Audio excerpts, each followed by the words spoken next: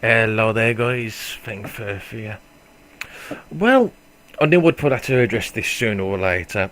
So, yeah, I haven't really played WarZ for quite some time. It's been about, what, nearly 3 weeks, something like that, since me and Kyle last played it. I think we played it with Eric as well, was probably the last time we did. Anyway, I haven't really been kept in the loop about what's happening. Yesterday I heard that there was a patch, an update that introduced private servers, and I thought, I'll check on the forum, see what's going on. So there's actually kind of a worrying thing here. So as a lot of you already know, and I haven't touched on this previously. Obviously, WarZ had a bit of a blunder with Steam. So, for those of you that don't know, you probably already do, but if you don't, what happened is the WarZ had been put on Steam. It was basically false advertising because it was saying it was finished on Steam, and it was still like a final product. You had to buy it, and none of the features that listed were actually in the game. It listed a load of features that obviously wasn't in the game because it's not complete, and that was one of the reasons why it was took down. There was just too many complaints about it. You might have even watched Total Biscuit's video, the WarZ, and I kind of agree with him in that regard. I mean, it should not have been released in that state. Should not be released in that state at all. Towns did exactly the same. They released early on Steam after getting greenlit, and it got fingered off for that as well, which is a shame because I still quite like Towns, and that still gets updated now and again. But yeah, anyway. So, what's the problem with this update? Well, the problem is it includes, you can actually hire your own server. Now, there's a few things about this. Firstly, the pricing is a bit silly. There are issues with the loot spawns in private servers, and of course, the development team isn't really responding to anything properly, which is not surprising considering. So, this is the thing, right? There's no private servers. You can hire a server for a month or multiple months or whatever. Okay, so let's just show. There is actually a price list here, which also, bear in mind, this one's actually out of date, and I'm actually charging more. See, the price has actually gone up. Now, yeah, that will do that. Don't worry, it always does that. So. This is actually in dollars as well. If you want a private one in Europe, it's going to cost you significantly more, around about 40% more, if I remember correctly. So there is actually a really strange thing about this. So as you can see, 1 month for 30 to 50 man public server is the equivalent to $46.80. The weird thing is here, now, if you wanted a private server, you'd have to pay nearly $20 more. Now, this should worry a lot of you, because if you were to hire your own server for other games, such as, for example, DayZ, anything else, can't think off the top of my head, but roughly a slot per person. Now, bearing in mind, it is usually a lot more for first-person shooters. It just generally is. So, on average, you're looking at around about $1.20 on average, from what I've checked. So that's per slot, okay? So the lower end is roughly about $1, and the higher end is roughly about $1.40. It's a fairly decent range. So if you compare that to how many you actually want. Now, bearing in mind on this here public server, 30 man and 50 man are exactly the same price. Now, I can understand that in a sense, because obviously it's using the same. Well, it's not using the same amount of bandwidth or whatever, but I can understand in the sense it's trying to get people to buy the 50 man because obviously you get more for your money. Now, at the moment it's 46.8, and that's not too bad when you consider that, because obviously it's looking at if you get the 50 man anyway, you're looking at about 98 cents, maybe a bit less than that. I'm just going by rough figures here, guys. You know, just bear with me. Okay. Now, just bear in mind that's actually for a public server. Now, if you wanted a private server, bearing in mind private servers, the only difference is they are password protected. It will cost you an extra $20. Now, this is the problem.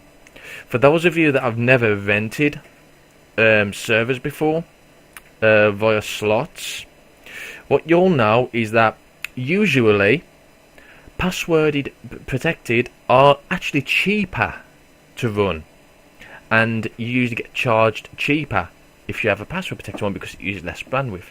They're actually charging you nearly half again for password protected, even though it's going to use less of their bandwidth. Yeah, this is really worrying, and it gets a bit more worrying. Private servers allow you to have a password, that's fair enough, you know, but you can only kick. Now, that might seem okay, fair enough, you can kick someone, and of course you've got your password protected, so, you know, that's fine.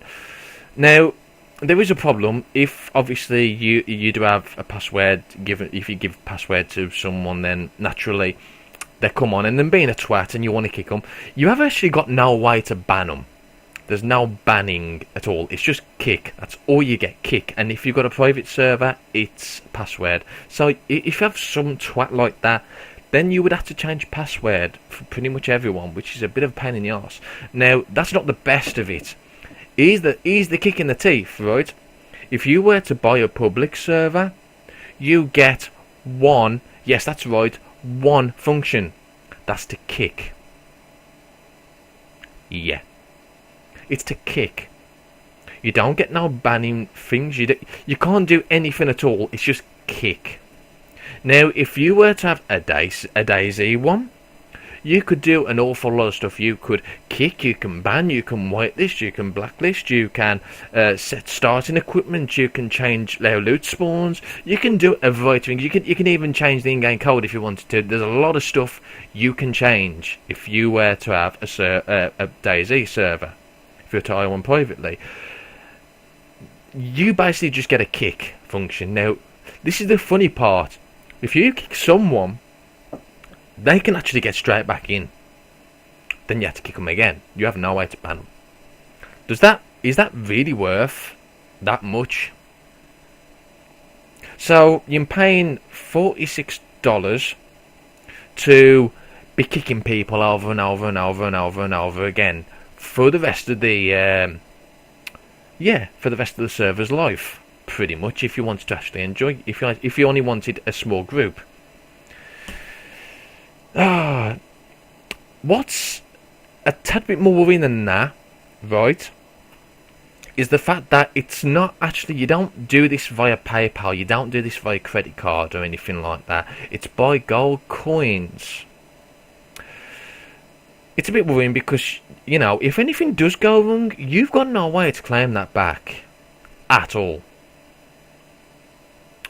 Yeah, you've got no way to claim that back. Now, obviously, if you was being pissed around with on, say, for example, the DayZ server hosting, whatever, then, you know, you'll be able to do something about it. But you can't. You know, once you transferred that to gold currency, then you pay what you want with it. You can't. That's even more worrying, isn't it? It is indeed. I believe it gets even better. I believe it does get even better. What I'm after. So yeah, I mean, it's amazing. I don't understand why they've done that. That's really weird. So them charging you more for private servers, basically them charging you half again to password protected. That is stupid. Right there. You should be charging them less since it uses less bandwidth space, and the only thing you get for having a public server is, one, your name on it, and two, the ability to kick. That's it. Yeah, that's really bad.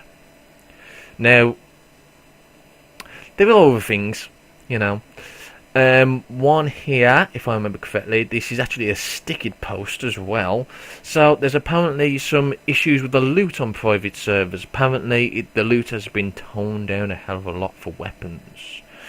Now, that in its own way is wrong, because how it works is if you're on a private server, you can still go on that character on public servers. Now, I don't think you should be able to do that anyway. That's stupidity, because there's no.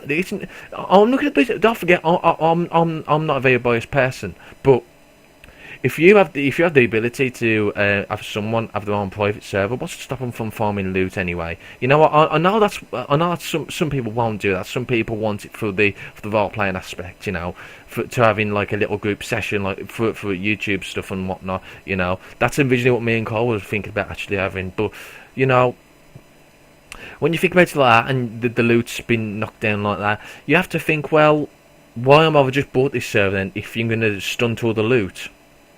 Bit weird, isn't it? Apparently that